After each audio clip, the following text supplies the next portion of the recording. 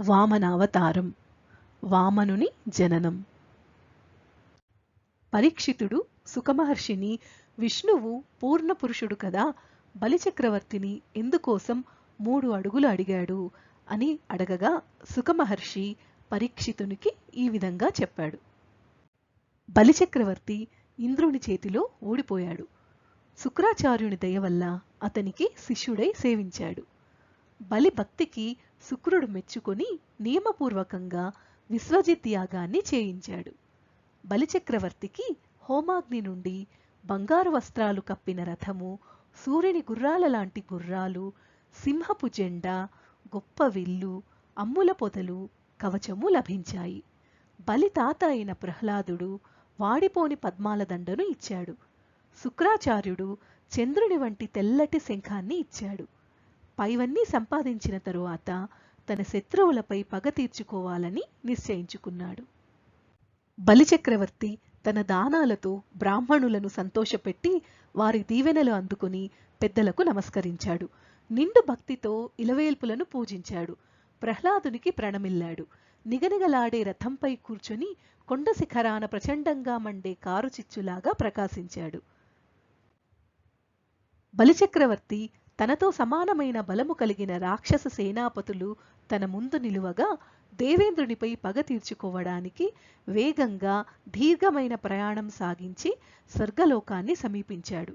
మొదట పెద్ద పెద్ద తోటలు కనిపించాయి. ఆ తోటలోని చెట్లు ఎప్పుడూ అందంగా చిగురుటాకులతో, మొగ్గలతో నిండుగా విరిసిన పూల గుత్తులతో, పిందెలతో, లేత కాయలతో, పండ్లతో, పండ్ల గెలలతో నిండి బరువెక్కి వంగి ఉన్నాయి. తుమ్మెదలు కొత్త పూలలోని మకరందాన్ని తాగుతూ, కోయిల గుంపులు మామిడి చెట్ల కొమ్మలలో గానం చేస్తూ, చిలకల గుంపులు కలకల ధ్వనులతో నిండి ఉంది ఆ తోట. అందమైన సుందరమైన భవనాలు, గోపురాలతో నిండి ఉన్న ఐశ్వర్యవంతమైన పరమధన్యమైన ఆ అమరావతి నగరానికి చేరి బలిచక్రవర్తి ఆ నగరం కోటను చుట్టుముట్టడానికి సైన్యాలకు ఆజ్ఞ ఇచ్చాడు. అమరావతి పట్టణాన్ని రాక్షసులు ముట్టడించి విజయశంఖాలు పూరించగా దేవతా స్త్రీల గర్భాలలోని శిశువులు కూడా ఆక్రోశించారు. బలిచక్రవర్తి వచ్చి పట్టణాన్ని ముట్టడించడం తెలుసుకున్న దేవేంద్రుడు కోటకు బలమైన కాపలా ఏర్పాటు చేసి దేవతావీరులతో కలిసి దేవమంత్రి అయిన బృహస్పతిని పిలిపించి బలిచక్రవర్తి దండెత్తి వచ్చిన సంగతి తెలియజేశాడు. బలిచక్రవర్తి ప్రళయాగ్ని వలె మండిపడుతూ క్రూరులైన రాక్షసులతో కలిసి ఉన్నాడు. మనతో ఓడిపోయి మళ్లీ ఈనాడు తిరిగి మనపైకే వచ్చాడు. ఏ తపస్సు వల్ల అతనికి ఇంత శక్తి వచ్చిందో, ఇతనిని గెలిచే మార్గమేమిటి, ఏం చేయాలి, పరాక్రమంతో ఇతనిని ఎదురించి నిలిచేవారు ఎవరు అని పలికాడు. ఈ బలిచక్రవర్తి ఆకాశాన్ని మింగేట్లుగా మేరుపర్వతం కన్నా ఎత్తుగా కాలయమునిలాగా ఉన్నాడు. బ్రహ్మను కూడా భంగపరిచేలా ఉన్నాడు. ఇతనికి రాజ్యాన్ని వదిలిపెట్టలేము. యుద్ధానికి వెళితే తిరిగి రాలేము. ఇతని చేతిలో ప్రాణాలు కోల్పోలేము. ఇతని బారి నుండి తప్పించుకునే దారేది అని ఇంద్రుడు బృహస్పతిని అడిగాడు. అప్పుడు బృహస్పతి, దేవేంద్ర విను, బ్రహ్మాదులైన భృగువంశపు బ్రాహ్మణులు ఇతనికి బల సంపదను సమకూర్చారు. ఈ రాక్షసుణ్ణి ఎదిరించడానికి విష్ణువుకు, శివునికి తప్ప నీకు కాని, నిన్ను మించిన ఇంకెవరికీ కాని శక్తి చాలదు. నీవిప్పుడు రాజ్యాన్ని, రాజధానిని విడిచిపెట్టడమే మేలు. వీరికి కష్టాలు వచ్చినప్పుడు పసిగట్టి తిరిగి రావడం మేలు అనేది నా అభిప్రాయం. బలికి బ్రాహ్మణుల శక్తి వల్ల బలం కలిగింది. ఇక పైన ఇతను బ్రాహ్మణులను గౌరవించడు కనుక ఇతని పరాక్రమం తగ్గిపోతుంది. అంతవరకు శత్రువు పేరు కూడా చెప్పవద్దు. శత్రువును ఎదిరించి జయించాలి, లేదా అతనితో సమానంగా అయినా పోరాడాలి, లేదా రణరంగంలో వీరమరణం పొందాలి. గెలుపు, సమానత్వము, మరణము కలగని పక్షంలో ముందుగానే వెళ్ళిపోవడం ఉత్తమం అని బృహస్పతి ఇంద్రునికి చెప్పగా ఇంద్రుడు, దేవతలు ఒప్పుకొని స్వర్గలోకాన్ని విడిచిపెట్టి తమకు ఇష్టమైన రూపాలను ధరించి అనుకూలమైన ప్రదేశాలకు వెళ్లారు. బలిచక్రవర్తి శత్రువులు లేని అమర రాజధానిని ఆక్రమించి ముల్లోకాలను తన వశం చేసుకుని విశ్వవిజేత అయి చాలా కాలం పాలించాడు. శిష్యులపై వాత్సల్యంతో శుక్రాచార్యుడు మొదలైన వారు బలిచక్రవర్తి చేత 100 అశ్వమేధయాగాలు చేయించారు. బలిచక్రవర్తి రాజ్యంలో చేయి చాచి దానమడిగే యాచకులు లేరు, దాతలకు కొదవు లేదు, శత్రువులు లేరు. దేవాలయాలు మహోత్సవాలతో వెలిగేవి, బ్రాహ్మణులు కోరికలు తీరేవి, వర్షాలు కాలానుగుణంగా కురిసేవి, భూమికి వసుంధర అనే పేరు సార్థకమైంది. దేవతల తల్లి అయిన అదితి అమరావతిని రాక్షసులు ఆక్రమించుకోవడం, దేవతలు వెళ్ళిపోవడంతో ఎంతో దుఃఖించింది. ఒకనాడు ఆమె భర్త అయిన కశ్యప ప్రజాపతి తపస్సు చేసుకుని ఇంటికి తిరిగి వచ్చి అదితి చేత పూజలు అందుకొని బాధతో ఉన్న ఆమెను చూసి ఓదార్చి విచారంగా ఉన్న కారణం అడిగాడు.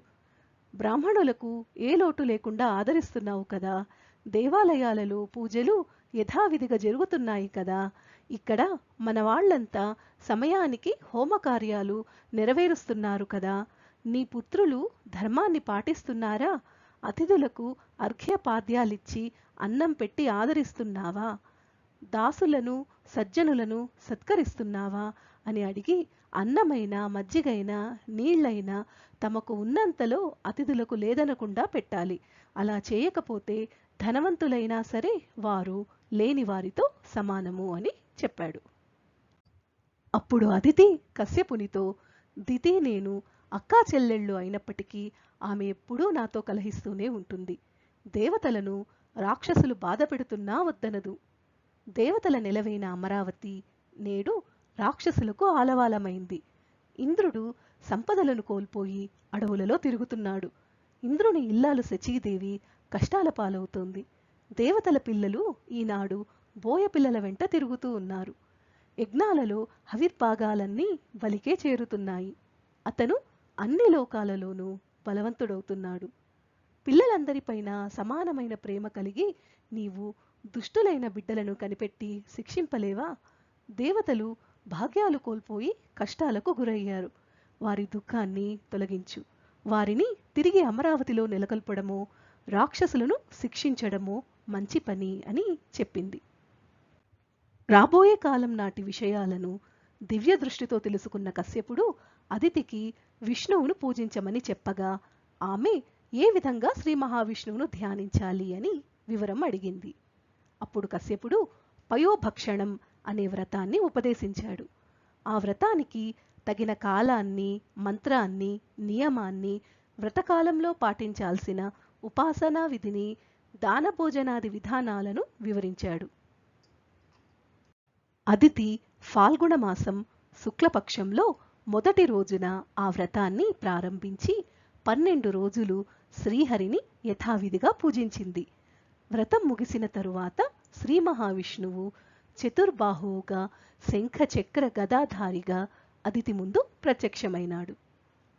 ఆమె కన్నులు సంతోషంతో కన్నీళ్లమయమవగా భక్తితో స్తోత్రాలు చేస్తూ చేతులు జోడించి శ్రీ మహావిష్ణువుకు నమస్కరించింది.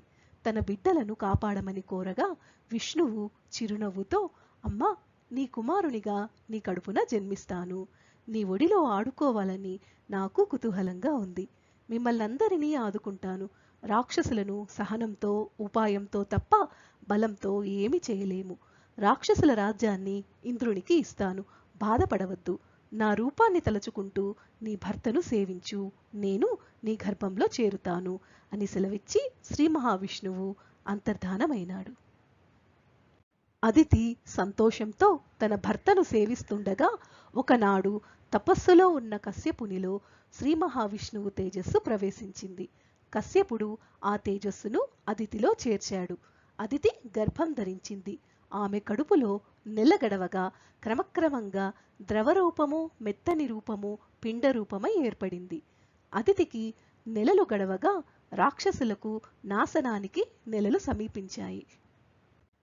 అదితి గర్భంలోని శిశువు ఖగోళాలను, భూగోళాలను, సముద్రాలను, సమస్త లోకాలను తనలో ఇముడ్చుకున్న చిన్న రూపంలో ఉన్నాడు. ఆమెకు నెలలు నిండగా ఆ సమయంలో బ్రహ్మదేవుడు ఆమె కడుపులో ఉన్న భగవంతుణ్ణి, ముల్లోకాలను జయించిన వాడివి, సమస్త భువనాలను నీ కడుపులో దాచుకుంటావు. చరాచర ప్రపంచం పుట్టడానికి కారణం నీవే. కాలమై సమస్తము నీలోనే ధరిస్తావు. సృష్టికర్తలకు సృష్టికర్తవు నీవు. స్వర్గలోకాన్ని పోగొట్టుకొని దేవతలు కష్టసముద్రంలో ఉన్నారు. వారిని కాపాడవలసినది నీవే. దేవతలకు స్వేచ్ఛను సంతోషాన్ని సమకూర్చడానికి త్వరగా అదితి గర్భం నుండి వెలువడమని బ్రహ్మదేవుడు స్తోత్రం చేశాడు. అలా బ్రహ్మదేవుడు స్తోత్రం చేసిన తరువాత అదితి గర్భం నుండి వామన రూపంతో మహావిష్ణువు జన్మించాడు. ఆ రోజు భాద్రపద మాస ద్వాదశి, శ్రవణ నక్షత్రం, అభిజిత్ లగ్నం. సూర్యుడు ఆకాశం మధ్యలో ప్రకాశిస్తున్నాడు. గ్రహాలు, నక్షత్రాలు, చంద్రుడు ఉత్తమ దశల్లో ఉన్నారు. వామనుడు చతుర్భుజునిగా జన్మించినప్పుడు అతని 4 చేతుల్లో శంఖము, చక్రము, గద, పద్మము ఉన్నాయి. గోరోజనం రంగు వస్త్రము, మకర కుండలాలతో మెరిసే చెక్కిళ్ళు, వక్షస్థలంలో శ్రీవత్సవము, కమలాల వంటి కన్నులు, అందమైన వనమాలతో మణులు నిండిన బంగారు వడ్డాణము, కిరీటహారాలు, కంఠంలో కౌస్తుభము, కాలికి అందెలతో మనోహరమైన రూపంతో అవతరించాడు. వామనుడు జన్మించగానే యక్షులు, గంధర్వులు, దేవతలు, సిద్ధులు భయాన్ని విడిచిపెట్టారు. మునులు, బ్రహ్మ విద్యాధరులు సంతోషించారు. సూర్యచంద్రులు ఎంతో కాంతితో ఉన్నారు. కింపురుషులు, గంధర్వులు, కిన్నెరలు సంగీత వ్యాద్యాలను మ్రోగిస్తూ ఆకాశంలో నాట్యం చేశారు. ఆ సమయంలో వామనుణ్ణి చూసిన అదితి, ఈ మహానుభావుడు ఇంతకాలం నా ఉదరంలో ఎలా ఉన్నాడా అని ఆశ్చర్యపోగా కశ్యపుడు ఆనందంతో జయ శబ్దాలతో స్వామిని స్తుతించాడు. అటు తరువాత వామనుడు ఆయుధాలు, అలంకారాలు కలిగిన తన దివ్య రూపాన్ని వదిలి ఉపనయన వయస్సు కలిగిన వటువు రూపం పొందాడు. అదితి తన కొడుకును చూసి ఆనంద పారవస్యం చెందింది. తరువాత వామనునికి వడుగు చేయడానికి కశ్యప ప్రజాపతిని ముందుంచుకొని మునీంద్రులు తగిన కార్యములు చేయించారు. వామనునికి సూర్యుడు గాయత్రి మంత్రాన్ని బోధించాడు. బృహస్పతి జంధ్యాన్ని, కశ్యపుడు ముంజదర్భల మొలతాడు, అదితి కౌపీనాన్ని, భూదేవి జింక చర్మాన్ని, చంద్రుడు దండాన్ని, ఆకాశం గొడుగుని, బ్రహ్మ కమండలాన్ని, సరస్వతీదేవి జపమాలను, సప్తర్షులు పవిత్రమైన కుశదర్భలను, కుబేరుడు భిక్షపాత్రను ఇచ్చారు. పార్వతీదేవి ప్రత్యక్షమై భిక్షను పెట్టింది. పరిశుద్ధులైన బ్రహ్మర్షులు వామనుని ఆశీర్వదించారు. అటు తరువాత ఆ బ్రహ్మచారి సంప్రదాయం ప్రకారంగా వేదమంత్రాలను చదువుతూ వెలిగే అగ్నిహోత్రంతో ఉత్సాహంతో హోమం చేశాడు.